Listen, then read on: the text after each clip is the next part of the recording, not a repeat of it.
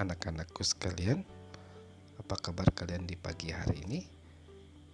Semoga sehat semuanya. Ya, di pagi hari ini kita akan kembali mempelajari. Ini kesempatan Bapak mengirim video pembelajaran saja lewat grup kita, lewat WA.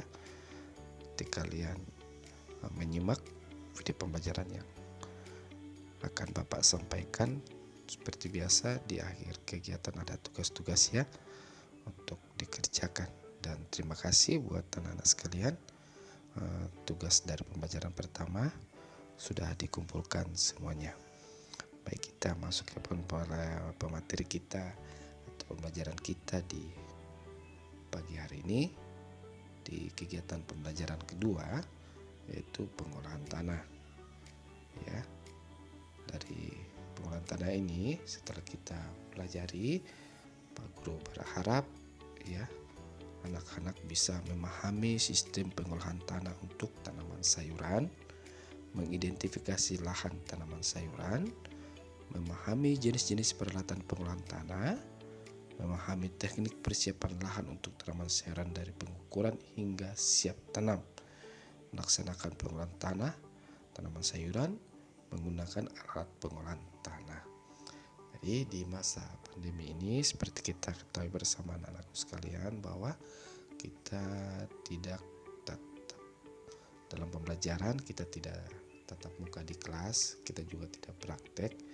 Jadi tujuan pembelajaran ini nanti Pak Guru berharap anak-anak sekalian untuk mencapai tujuan pelajaran ini lebih banyak belajar, jangan membaca modul saja yang Pak Guru berikan, tapi kalian harus lebih aktif mencari informasi melalui internet sehingga kalian bisa menambah pengetahuan kalian walaupun keadaan kita masih diselimuti dengan pandemi COVID-19. Oke, kita lanjut materi kita di pagi hari ini. Materi itu pengolahan tanah, suatu kegiatan dalam budidaya tanaman dalam upaya menggemburkan tanah. Ya, jadi tanah itu ya, sebelum kita melakukan penanaman, kita harus mempersiapkan dengan melakukan pengolahan tanah ya, dengan cara digemburkan. Penggemburan tanah ini menggunakan berbagai alat yang sesuai dengan jenis tanah dan hasil olah tanah yang dibutuhkan.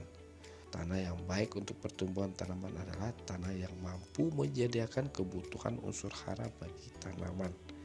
Istilahnya sering disebut dengan tanah yang subur. Tanah yang subur yaitu tanah yang gembur. Pada tanah yang gembur banyak mengandung humus, sehingga butiran-butiran tanah menjadi berongga. Rongga pada tanah akan terisi udara. Udara penting untuk sistem pernapasan tanaman. Ketersediaan bahan organik pada tanah akan mempengaruhi granul tanah sebagai sumber NPS, yaitu nitrogen, fosfor, dan sulfur untuk unsur mikronya. Kemampuan tanah menahan air juga kemampuan tanah menahan unsur hara. Ketersediaan bahan organik dalam tanah menjadi faktor kegemburan tanah. Semakin banyak bahan organik pada tanah, maka tanah semakin gembur.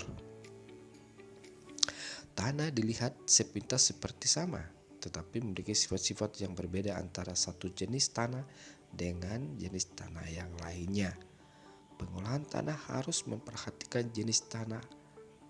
Hal ini tidak diharapkan setelah mengolah tanah. Tanahnya menjadi rusak karena unsur haranya banyak yang terbuang. Seperti pengolahan tanah pada tanah gambut harus lebih berhati-hati. Tidak disarankan adanya pembakaran pada tanah tersebut. Ya, tidak disarankan untuk tanah gambut itu harus ada pembakaran, tidak disarankan ya, karena tanah gambut adalah tanah yang berbentuk dari bahan-bahan organik yang sangat rentan bila terkena api. Lapisan tanah gambut akan sulit dipatahkan bila terbakar.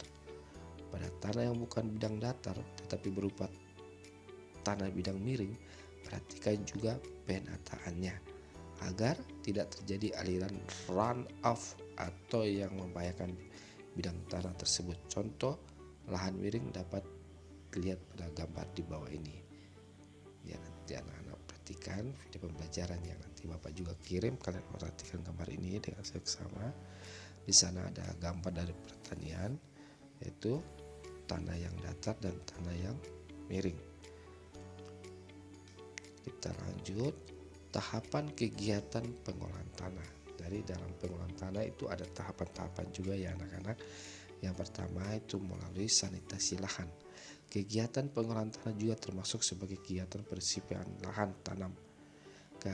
Kegiatan ini dari pembersihan lahan dari gulma-gulma atau bahan-bahan lain yang tidak diperlukan dalam pertumbuhan tanaman, seperti gulma, sisa-sisa tanaman, kerikil, buah-buahan, sisa pangkal pohon, dan lain-lain. Yang kedua, membalik tanah atau membajak tanah.